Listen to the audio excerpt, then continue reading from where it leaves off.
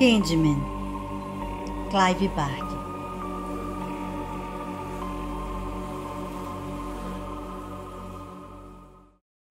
Pelo que ela falou, parece que a pessoa tinha um gancho no lugar da mão. Trevor ergueu o olhar do prato de tagliatelle com prosciutto. Como disse? Ellen estivera se esforçando para manter seu relato da história o menos afetado pelas próprias reações quanto possível. Ela estava interessada em saber o que Trevor achava. Sabia que, se demonstrasse uma vez sequer a própria opinião, ele instintivamente assumiria um ponto de vista contrário por pura teimosia. Ele tinha um gancho, repetiu ela sem entonação. Trevor baixou o garfo e apertou o nariz fungando. Não li nada sobre isso, comentou ele. Você não lê os jornais locais, retrucou a esposa. Nenhum de nós lê. Talvez a história não tenha nem chegado aos noticiários nacionais. Velho assassinato por maníaco com gancho no lugar da mão? Indagou Trevor, saboreando a hipérbole. Eu teria achado que isso merecia ser publicado. Quando tudo isso supostamente aconteceu? Em algum momento do verão passado. Talvez a gente estivesse na Irlanda. Talvez, disse Trevor, voltando a pegar o garfo. Debruçado sobre a comida, as lentes reluzentes de seus óculos refletiam apenas o prato de massa e presunto picado diante dele, mas não seus olhos. Por que você diz talvez? Incitou Ellen. Isso não parece muito certo, disse ele. Na verdade, parece um absurdo daqueles. Não acredita? Perguntou Ellen. Trevor ergueu o olhar da comida, a língua resgatando um pouco de tagliatelle do canto da boca. Seu rosto tinha relaxado naquela sua expressão não comprometedora, a mesma que ele adotava, sem dúvida, quando ouvia seus alunos. Você acredita? Perguntou a Ellen. Esse era seu artifício favorito para ganhar tempo. Outro truque da sala de aula, questionar o questionador. Não tenho certeza, respondeu Ellen, preocupada demais em encontrar algum pedaço de terra firme naquele mar de dúvidas para perder tempo ganhando pontos. Tudo bem, esqueça a história, disse Trevor, trocando a comida por outra taça de vinho tinto. E a narradora? Você a considerou confiável? Ellen imaginou a expressão séria de Anne Mary enquanto ela contava a história do assassinato do vizinho idoso. Sim, respondeu ela. Sim, acho que teria percebido se ela estivesse mentindo para mim. Então por que isso é tão importante, afinal de contas? Quero dizer, se ela está mentindo ou não, qual a importância dessa porra? Era uma pergunta razoável, mesmo tendo sido colocada de um modo irritante. Qual era a importância daquilo? Seria porque ela queria provar que suas piores impressões em relação à Spector Street eram falsas? Que tal conjunto habitacional era imundo, lamentável, um lixão onde os indesejados e os desfavorecidos eram mantidos longe da vista do público, tudo isso era um lugar comum, liberal, e ela o aceitava como uma realidade social intragável. Contudo, a história do assassinato e da mutilação do velho era outra coisa. A imagem de uma morte violenta que, uma vez com ela, se recusava a deixar sua companhia. Ellen percebeu, para seu desgosto, que essa confusão estava estampada em seu rosto e que Trevor, observando-a do outro lado da mesa, não se mostrava nem um pouco contente com isso. Se isso incomoda tanto, disse ele, por que não volta lá e faz algumas perguntas, em vez de brincar de acredite ou não durante o jantar? Ela não conseguiu se conter e rebateu o comentário. Achei que você gostasse desses jogos de adivinhação, retrucou. Ele lhe lançou um olhar taciturno. Errada de novo, disse. A sugestão de que Ellen fosse investigar não era ruim, ainda que, sem dúvida, ele tivesse motivos ocultos a oferecê-la. Ela enxergava Trevor com menos tolerância a cada dia. O que em algum momento vira nele como um compromisso ferrenho com o debate, agora reconhecia como uma mera disputa por poder. Ele argumentava não pela emoção da dialética, mas por ser patologicamente competitivo. Ela o vira, vezes sem conta, assumia atitudes que sabia que ele não apoiava apenas para ver o sangue correr. E Trevor não estava sozinho naquele esporte, o que era uma pena. A academia era uma das últimas fortalezas dos desperdiçadores de tempo profissionais. Vez ou outra, seu círculo de amizades parecia totalmente dominado por tolos intelectuais, perdidos em uma terra devastada de retórica insípida e comprometimento vazio. De uma terra devastada para outra. Ela voltou a Spector Street no dia seguinte, munida do flash, além do tripé e do filme de alta sensibilidade. O vento soprava forte naquele dia. Estava glacial e ainda mais furioso por se encontrar preso em um labirinto de corredores e pátios.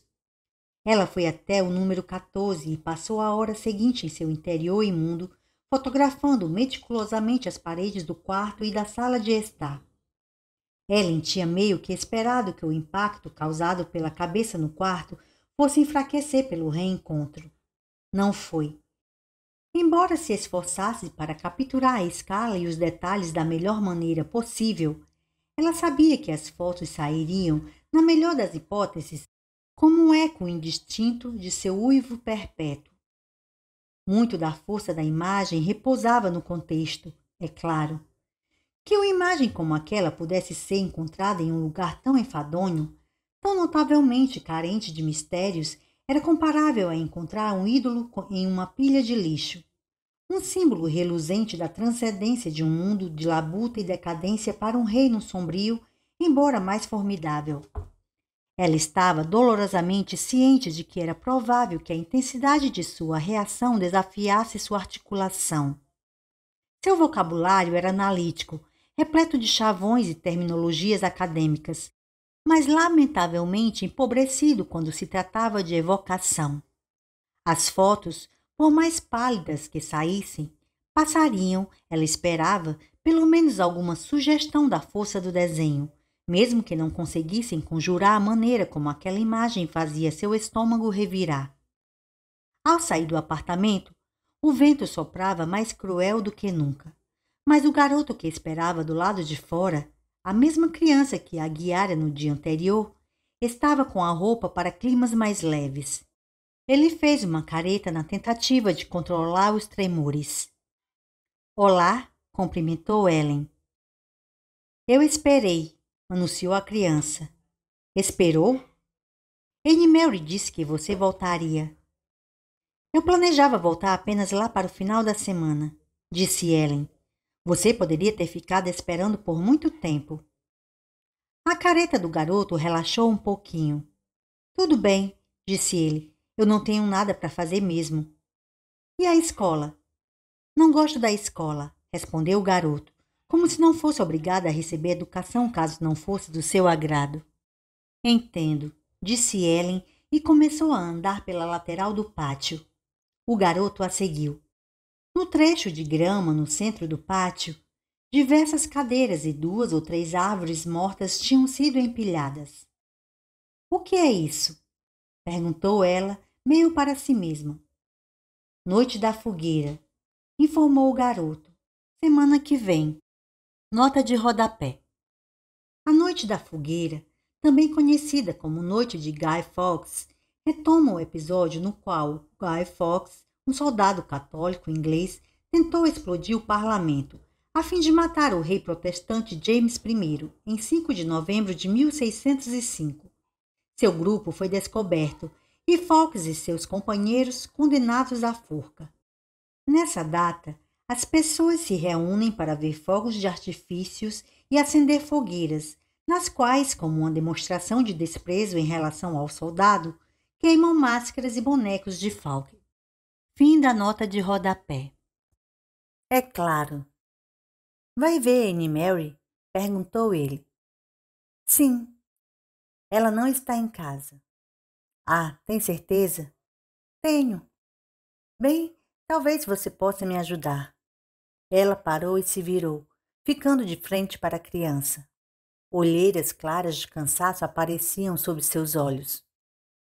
Ouvi falar sobre um senhor que foi assassinado perto daqui. Disse a ele.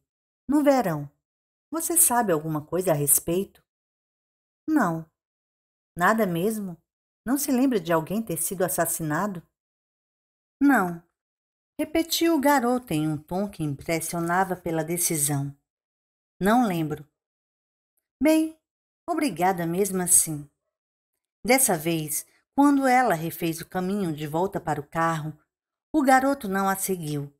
Contudo, ao dobrar a esquina, saindo do pátio, olhou para trás e o viu parado no lugar onde o deixara, observando-a como se ela fosse louca.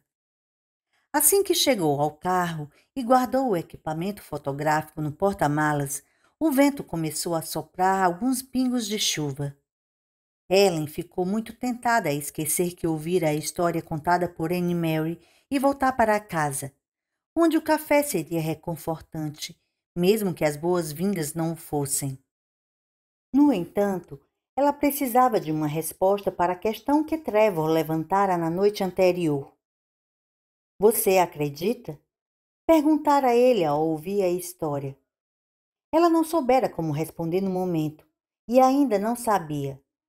Talvez porque ela pressentia aquilo.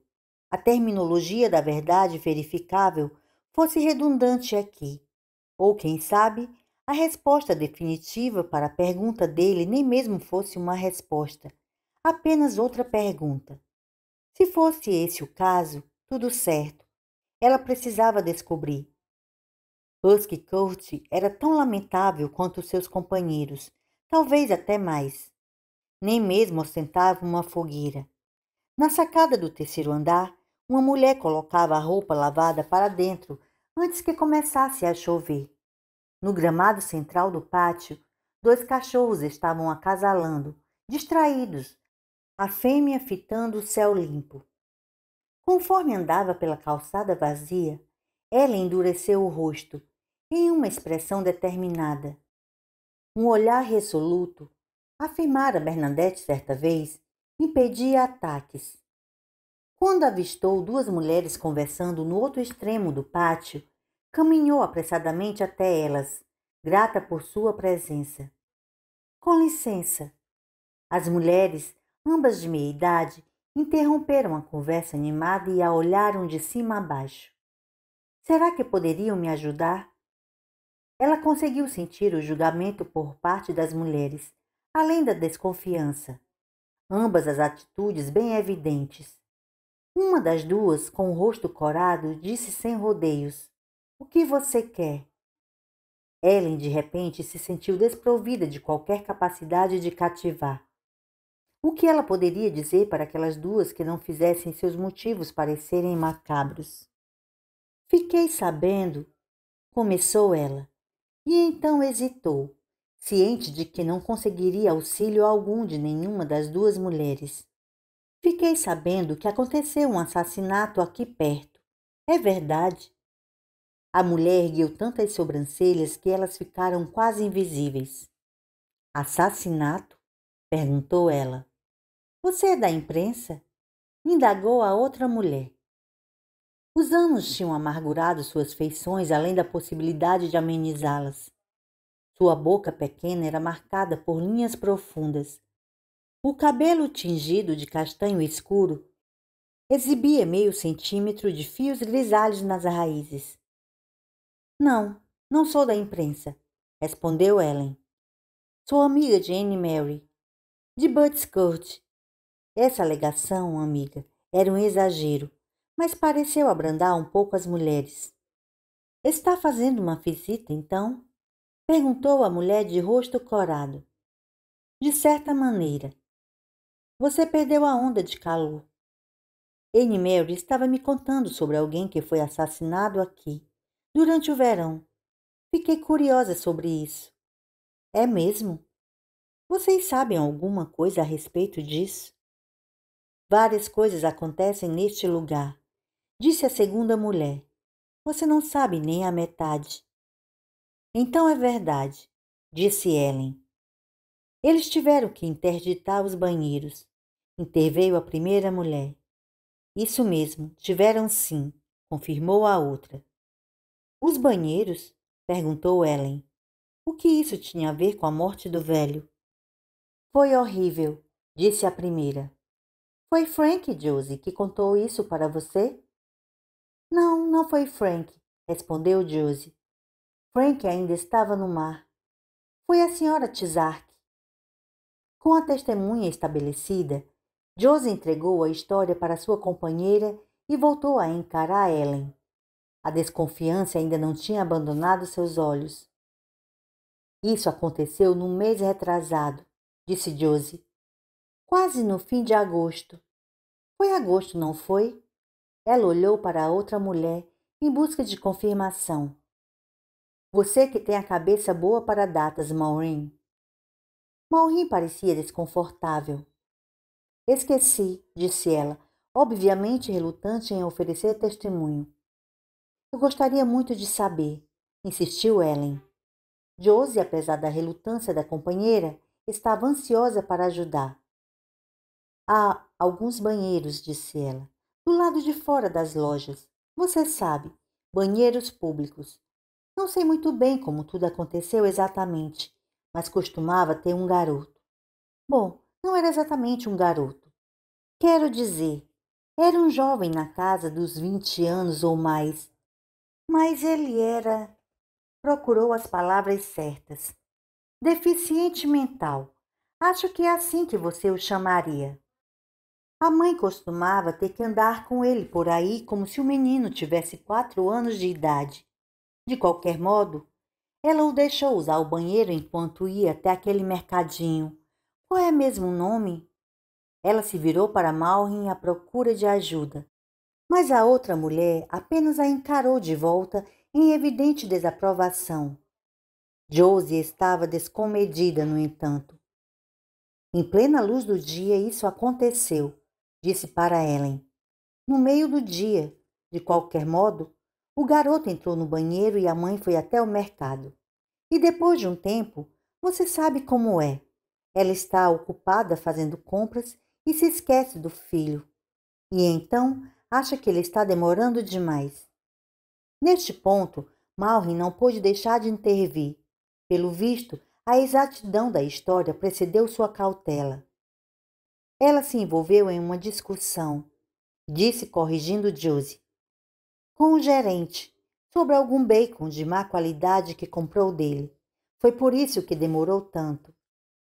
Entendo, disse Ellen. Ainda assim, disse Josie, continuando a história.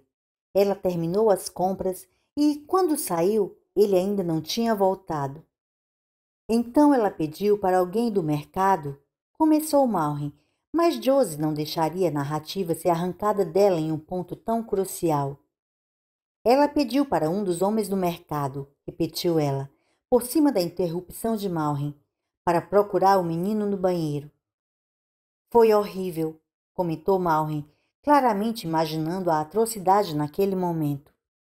O garoto estava estirado no chão, em uma poça de sangue. Assassinado? Josie fez que não com a cabeça. Teria sido melhor se tivesse morrido. Ele foi atacado com uma navalha. Ela deixou essa informação ser absolvida antes de entregar o golpe final. E suas partes íntimas foram cortadas fora. Cortaram fora e deram descarga. Não tinha nenhum motivo no mundo para fazer isso.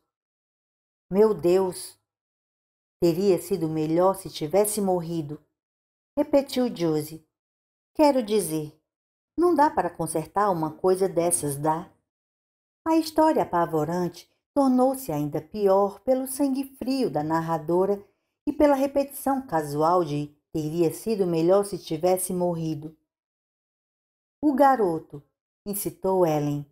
Ele conseguiu descrever quem o atacou? Não, respondeu Josie. Ele é praticamente um retardado. Não consegue juntar mais do que 2 palavras em uma frase. E ninguém viu gente entrando no banheiro ou saindo dele? As pessoas vêm e vão o tempo todo, disse Maureen. Isso, apesar de soar como uma explicação adequada, não tinha sido o que Ellen vivenciara. Não havia muito movimento no pátio e nos corredores. Longe disso. Talvez o centro comercial fosse mais movimentado, pensou ela, oferecendo uma cobertura mais conveniente para um crime desse tipo. Então nunca encontraram o culpado, concluiu Ellen. Não, respondeu Josie, seus olhos perdendo o fervor. O crime e suas consequências imediatas era o ponto crucial daquela história. A mulher tinha pouco ou nenhum interesse no culpado ou em sua captura. Não estamos seguros nem em nossas camas, observou Malrin. Pode perguntar para qualquer um. Anne Mary me disse a mesma coisa, comentou Ellen. Foi assim que chegou a me contar sobre o velho. Disse que ele foi assassinado durante o verão, aqui em Ruskcote. Eu me lembro. Sim, me lembro de alguma coisa, disse Josie. Alguns boatos que eu ouvi. Um velho e o cachorro dele.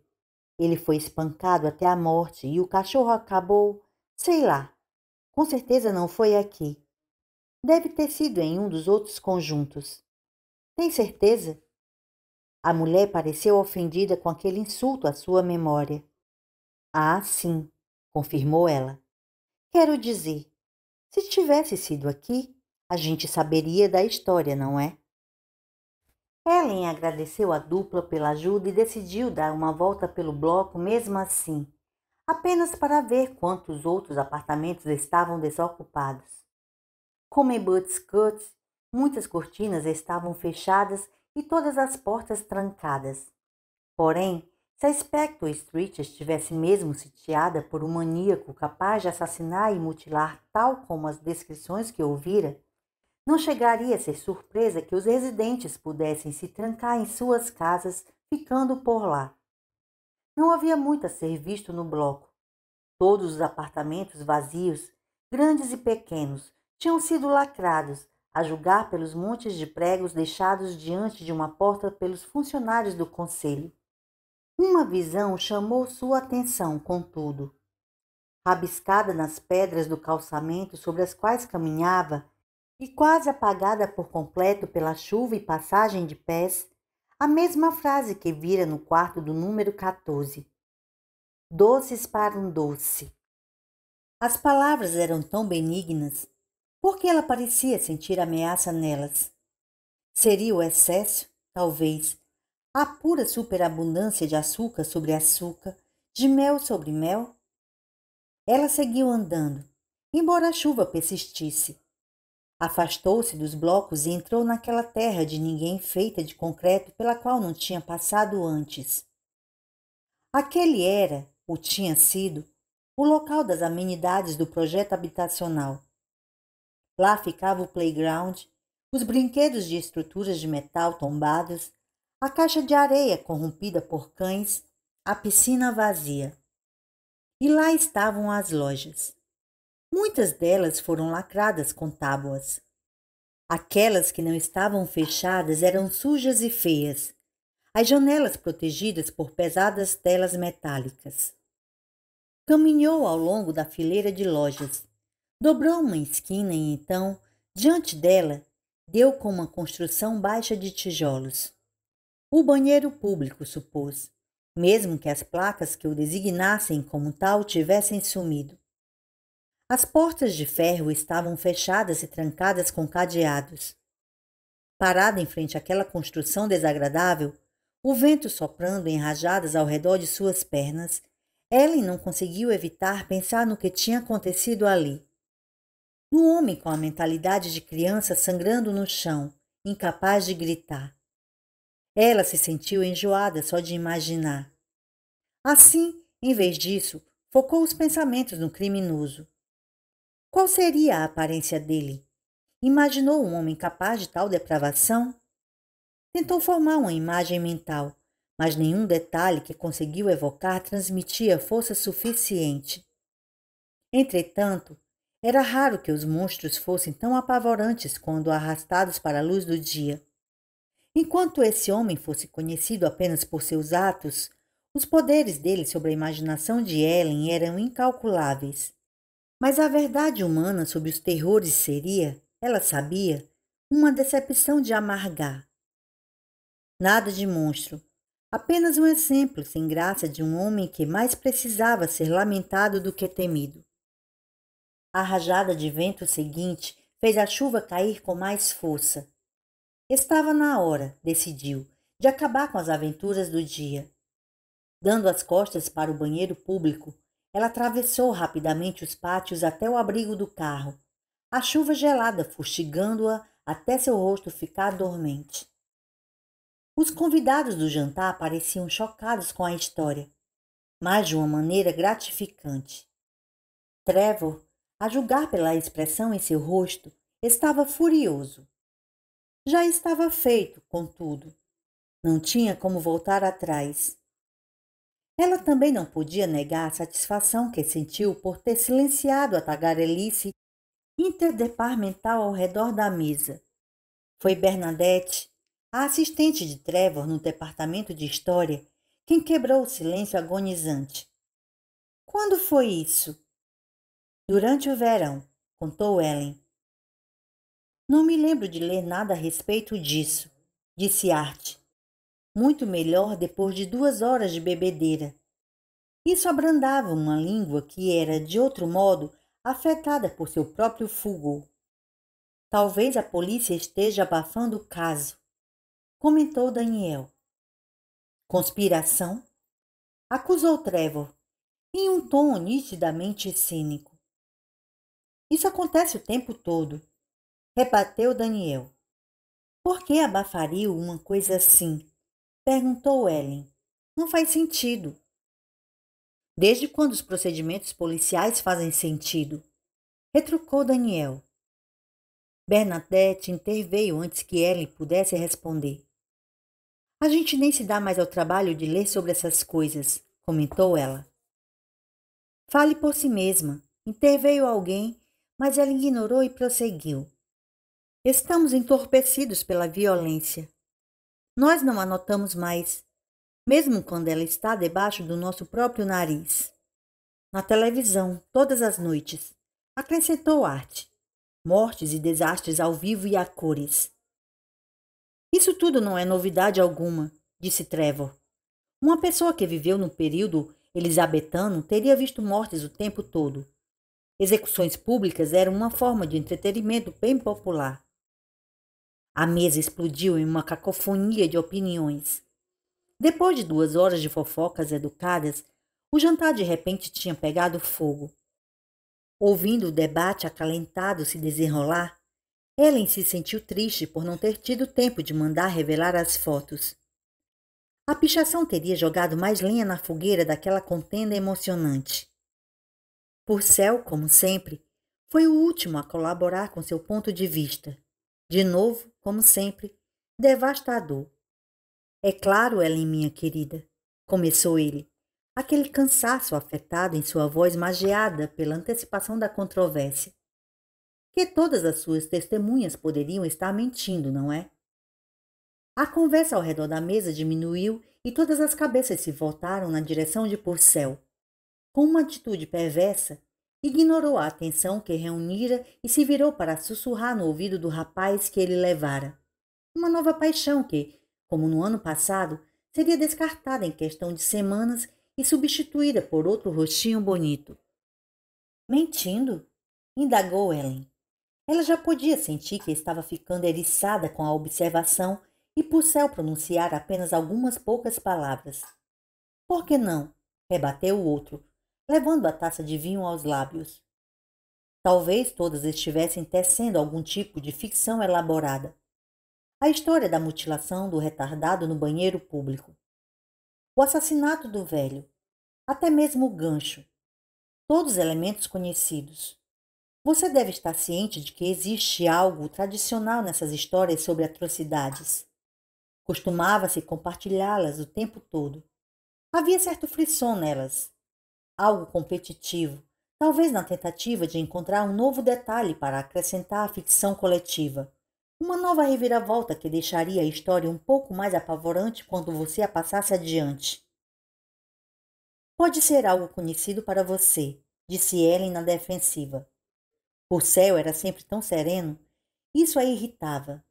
Mesmo se houvesse fundamento naquela teoria dele, o que ela duvidava, Ellen não cederia por nada neste mundo. Mas eu nunca ouvi esse tipo de história antes.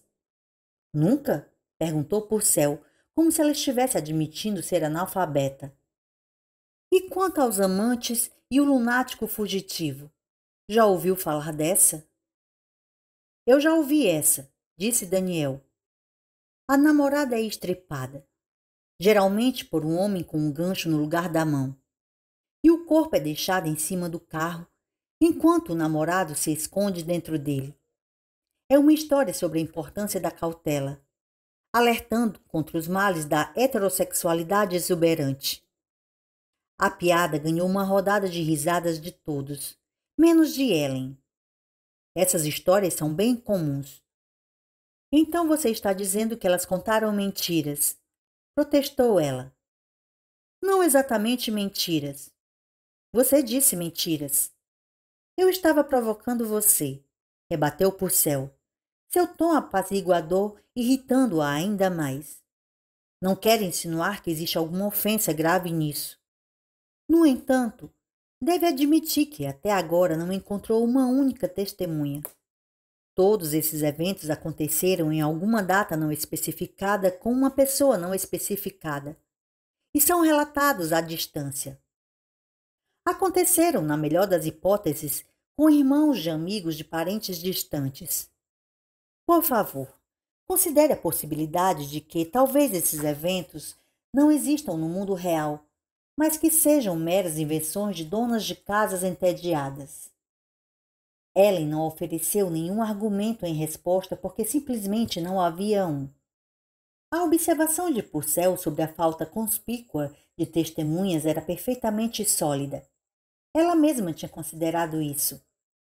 Também era estranho a maneira como as mulheres em Ruskin Court, sem demora, transferiram o assassinato do idoso para outro conjunto habitacional, como se essas atrocidades sempre acontecessem fora de vista. Depois da próxima esquina, no próximo corredor, mas nunca aqui. Então por quê? Indagou Bernadette. Por que o quê? Confundiu-se Art. As histórias. Por que contar essas histórias horríveis se não são verdadeiras? Isso mesmo, soltou Ellen, jogando a controvérsia de volta no amplo colo de Purcell. Por quê? Purcell se aprumou, ciente de que sua entrada no debate mudou a suposição básica com um só golpe. Não sei, respondeu ele, feliz por encerrar o jogo, agora que mostrara suas cartas. Você não deveria me levar tão a sério, Ellen. Eu mesmo tento não fazer isso. O rapaz ao lado de Purcell deu risadinhas. Talvez seja apenas um tabu, comentou Art. Abafado, incitou Daniel. Não como você está falando, retrucou Art. O mundo não é todo feito de política, Daniel. Quanta ingenuidade! O que é tão tabu a respeito da morte? Perguntou Trevor. Bernadette já apontou isso. Acontece diante de nós o tempo todo. Televisão, jornais. Talvez não esteja próximo o bastante, sugeriu Bernadette. Alguém se importa se eu fumar? Interrompeu Purcell. Parece que a sobremesa foi adiada por tempo indeterminado. Ellen ignorou o comentário e perguntou a Bernadette o que ela queria dizer com próxima o bastante. Bernadette deu de ombros. Não sei bem, confessou ela. Apenas talvez que a morte tenha que estar perto. Precisamos saber que ela está logo ali. A televisão não é íntima o suficiente. Ellen franziu o rosto. A observação fazia algum sentido para ela, mas na confusão do momento não conseguiu desenterrar seu significado. Você também acha que são histórias inventadas? Perguntou ela. Andrew tem razão, respondeu Bernadette. Muita gentileza sua. Interrompeu Purcell. Alguém tem um fósforo para me dar? O rapaz penhorou meu isqueiro. Sobre a falta de testemunhas. Tudo que isso prova é que não encontrei ninguém que tenha de fato visto alguma coisa. Contra-argumentou Ellen. Não que não existem testemunhas. Tudo bem, disse Purcell. Encontrei uma. Se conseguir me provar que seu causador de atrocidades vive e respira, pago um jantar para todos no Apolinares. Que tal? Seria muito generoso ou apenas sei quando não posso perder? Ele riu, batendo na mesa com os nós dos dedos a título de aplausos. Parece bom para mim, disse Trevor. O que você acha, Ellen?